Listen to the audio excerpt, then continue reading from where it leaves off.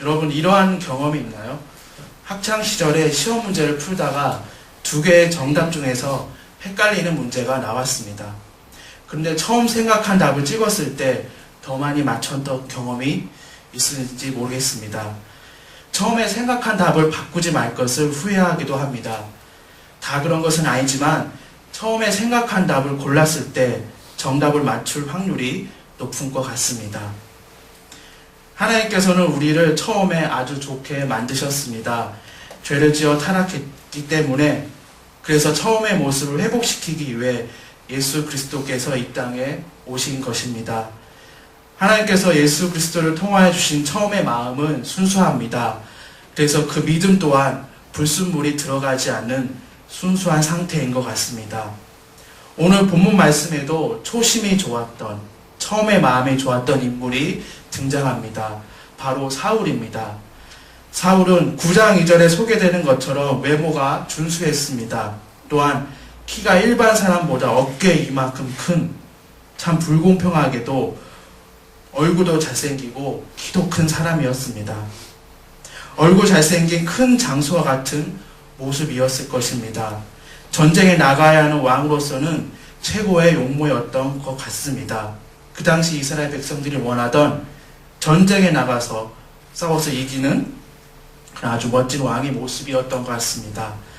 그리고 9장 1절에 보면 베냐민 지파의 유력한 사람 기스의 아들이라고 소개합니다.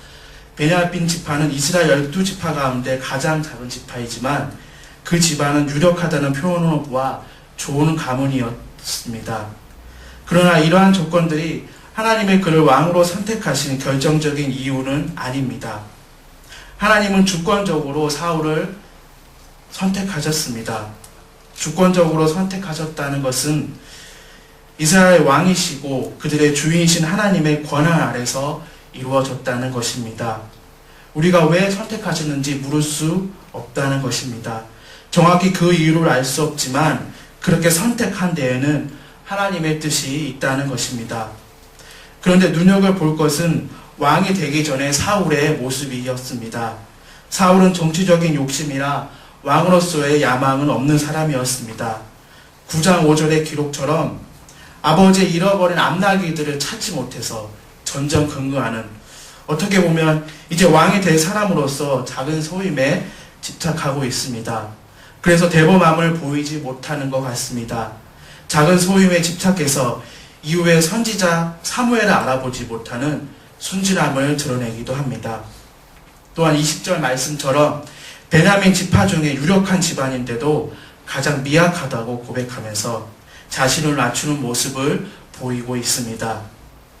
그래서 분명한 것은 사울의 순수함과 겸손함으로 인해 사울은 왕으로서 선택되는 일련의 과정 가운데 그 과정들을 순순히 잘 따라갔습니다.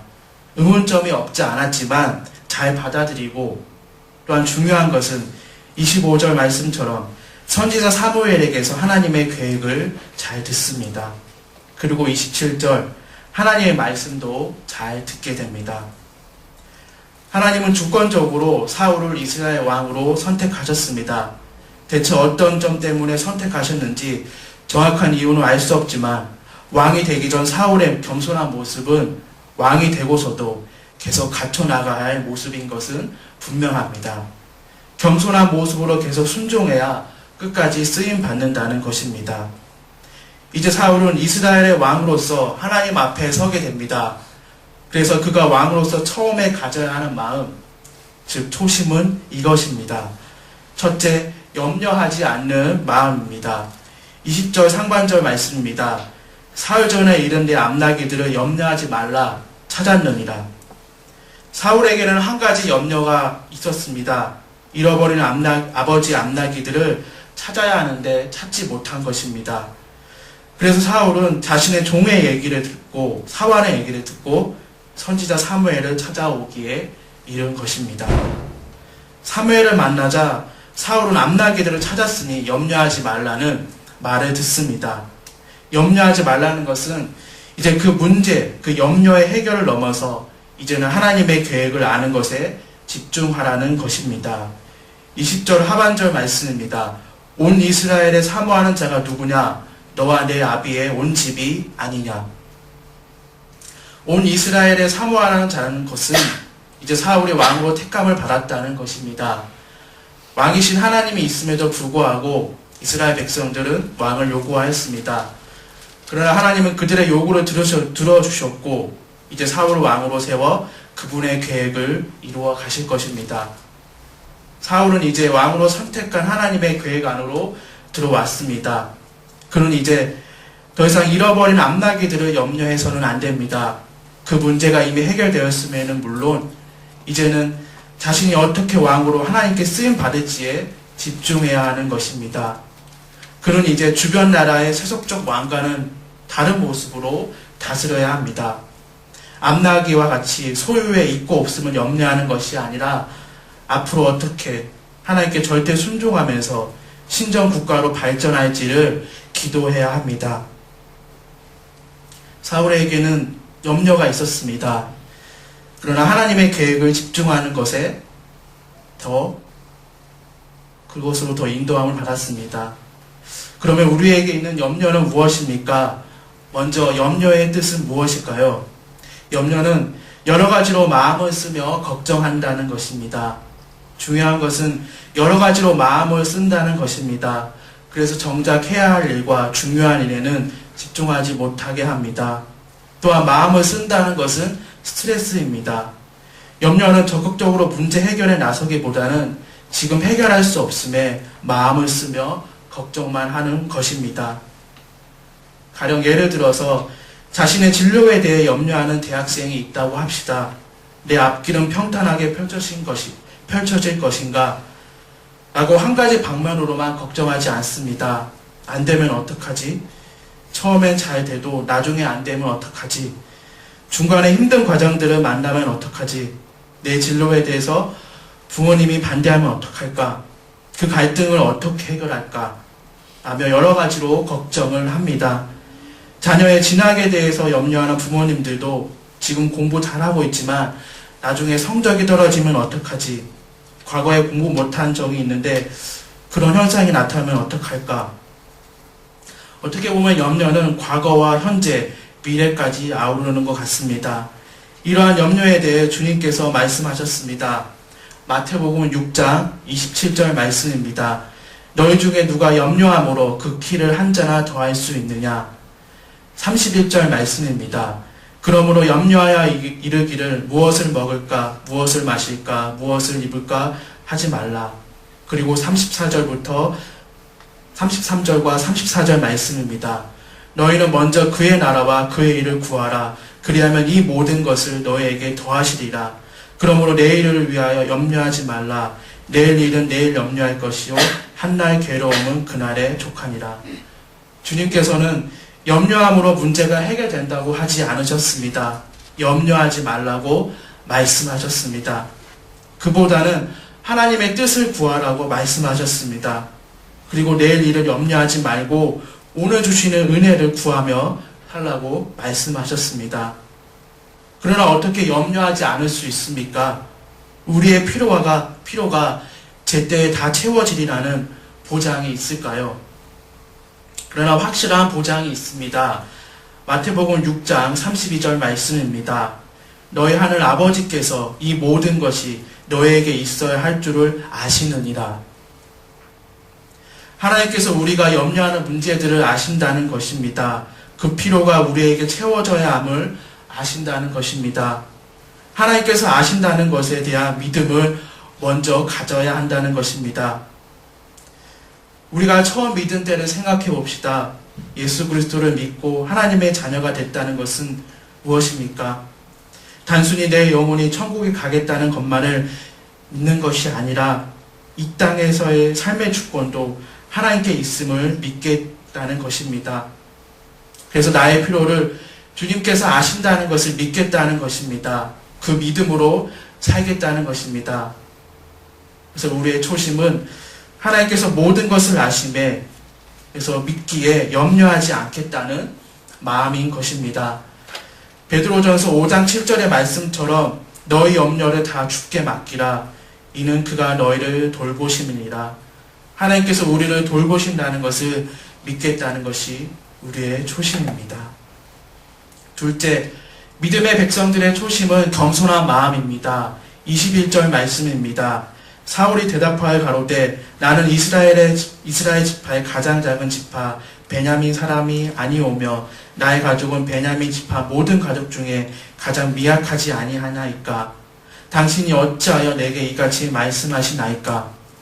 사울의 겸손한 고백입니다. 이제 사울 왕의 성공 여부는 그가 이처럼 겸손한 마음을 끝까지 유지할 수 있느냐에 달려 있습니다. 더욱이 이 왕위는 사울이 노력하고 힘써서 얻은 것이 아닙니다. 오직 하나님의 주권적인 선택으로 사울에게는 선물로 주어진 자리이기 때문에 끝까지 겸손해야 합니다. 저는 하나님의 인도하심과 성도님들의 기도로 지난 화요일 은혜 가운데 목사 안수식을 잘 마쳤습니다. 마친 것이 아니라 이제 시작인 것 같습니다. 많은 기도와 진심 어린 축하의 손길에 정말로 감사드립니다. 저를 향한 하나님의 부르심에도 하나님께서 주신 처음의 마음, 초심이 있습니다. 이 목회의 길로 처음 들어서기 전에는 주님을 위해 살겠습니다라는 결단이었습니다. 신학교에 들어가고 첫 사역지를 구할 때는 이렇게 부족한 저를 좀 사용해 달라는 것이었습니다. 졸업을 하고 전임 사역지를 구할 때에는 어디든지 가리지 않고 가겠습니다. 였습니다. 겸손함을 드러내기 위한 것이 아니라 이상하게도 하나님은 그 전환점의 시기마다 눈에 보이는 상황들부터 겸손할 수밖에 없게 만드셨습니다. 제 생각과 뜻대로 일이 잘 되게 하지 않으셨습니다. 그리고 그런 눈에 보이는 상황들을 겸손하게 만드시고 그리고 그 이후에는 저의 마음을 많이 낮추셨습니다. 지금 다시 시작하는 시점에 하나님께서 주신 초점은 열정과 겸손함입니다. 영적인 깊이가 있는 열정을 주시고 제발 겸손하게 해달라고 기도하고 있습니다. 결국 모든 것은 주님 앞에 겸손함입니다. 하나님께서 우리에게 주신 선물인 구원이 바로 우리를 겸손하게 만드는 것입니다. 죄로 죽을 수밖에 없는 나를 예수 그리스도의 피로 씻기시고 부활하셔서 소망과 승리를 주셨습니다. 이 구원에 있어 우리 인간이 한 일은 하나도 없기 때문에 할 수 있는 것은 하나도 없기 때문에 겸손할 수밖에 없습니다. 그래서 하나님께서 주신 구원에 감격하고 감사할 수밖에 없습니다. 그러나 감격과 감사로 겸손함은 끝나지 않습니다. 삶의 모든 부분에서 모든 상황에서 하나님을 의지하는 것이 겸손함의 완성입니다. 사울은 자신이 미약하고 할 수 없다고 겸손하게 고백하며 하나님을 의지했기에 블레셋과의 전투에서 큰 승리를 하였습니다. 그렇다면 어떻게 하나님을 의지해야 합니까? 의지하다라는 동사는 어떠한 대상에 자신의 마음을 붙여 도움을 받는다라는 뜻입니다. 우리는 하나님께 우리의 마음을 붙여 도움을 구할 수 있습니다. 여기서 마음은 겸손한 마음입니다. 하나님만이 나의 도움이시라는 겸손한 마음이 하나님께 붙어 있게 합니다. 시편 17절 말씀입니다. 여호와여 주는 겸손한 자의 소원을 들으셨사오니 그들의 마음을 준비하시며 그 귀를 기울여 들으시고 겸손한 마음으로 하나님께 붙어 있는다면 그분께서 우리의 간구를 들으실 것입니다. 귀를 기울여 들으셨으니 우리의 간구를 아셨습니다. 이제 하나님께서 아셨다는 것이 중요합니다. 그런데 우리는 대체 언제 행하실지 늘 기다립니다. 이때인지 또 좀 기다려야 되는지 왜 이때가 아닌지 우리는 항상 언제 행하실지 언제 응답하실지 그때를 기다립니다. 그러나 하나님께서 아셨으니 이제 가장 좋은 때에 행하실 것임을 믿는 것이 겸손함입니다. 셋째, 말씀을 듣고자 하는 마음입니다. 27절 말씀입니다. 성읍 끝에 이르매 사무엘이 사울에게 이르되 사환으로 우리를 앞서게 하라. 사환이 앞서서 또 가로되 너는 이제 잠깐 서 있으라. 내가 하나님의 말씀을 내게 들리리라. 염려하지 않고 겸손함을 유지하기 위해서는 말씀의 공급이 필요하기 때문입니다. 그 처음의 마음이 어떠한 모습으로 나아가야 할지 방향과 기준을 말씀이 제시해 주기 때문입니다. 사울은 이제 왕이 되면 권력을 갖게 되고 많은 사람들을 부리고 많은 재물을 소유하게 됩니다. 초심을 유지하기 힘든 유혹을 받게 될 것입니다. 그러나 그 유혹을 이기는 힘은 말씀을 듣고 유혹에게 말씀을 기억하는 것입니다. 로마서 10장 17절 말씀입니다. 그러므로 믿음은 들음에서 나며 들음은 그리스도의 말씀으로 말미암았느니라. 우리도 복음의 말씀을 듣고 예수님에 대한 믿음을 갖게 되었습니다. 이 처음 믿음이 장성한 분량에 이르기 위해서는 계속해서 말씀을 들어야 합니다. 우리는 보통 말씀이 필요한 상황에서 말씀을 찾아보면 될 것이라고 생각합니다. 그러나 말씀이 필요한 상황은 평소에 듣고 묵상했던 말씀을 기억하는 순간입니다. 그래서 말씀이 필요한 상황은 영적 전쟁의 순간입니다. 영적 전쟁의 순간에 언제 말씀을 찾아볼 것입니까? 에베소서 6장 17절의 말씀처럼 성령의 검, 곧 하나님의 말씀을 가지라고 했습니다. 하나님 말씀을 가지는 것은 말씀을 기억하며 믿음으로 선포하여 승리하라는 것입니다. 지금의 시대는 참 우리의 신앙을 지키기 어려운 시대입니다. 혼란스럽고 또 우리의 믿음을 시험하게 하는 여러 가지 일들이 많이 벌어지는 것 같습니다. 목회자들 또한 그 신앙의 초심을 잃을 수 있는 이 시대 속에 우리가 살고 있습니다.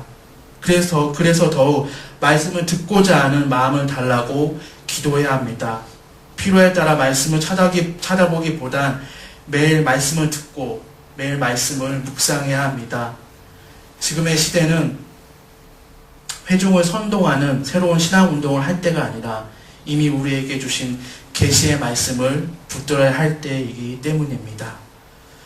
이제 말씀을 정리합니다. 하나님께서는 우리가 처음 믿을 때 귀한 것들을 주셨습니다. 염려하기보단 믿기로 결단하고 겸손하게 하나님을 의지하고 말씀을 계속해서 듣고자 하는 열정을 주셨습니다. 위의 귀한 것들로 주님을 위해 승리하는 우리 모두가 되기를 간절히 바랍니다.